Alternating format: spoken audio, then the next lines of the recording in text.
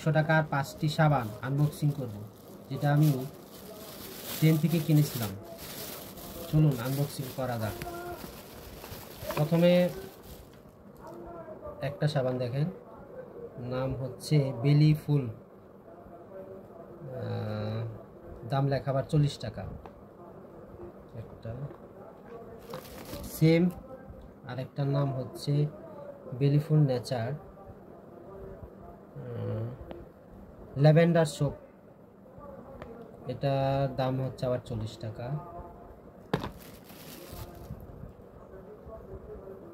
3 নম্বর সাবানটা হচ্ছে বেলিফুল, একই নাম, বি 100% শিওর স্কিন কেয়ার, এটার দামও 40 টাকা।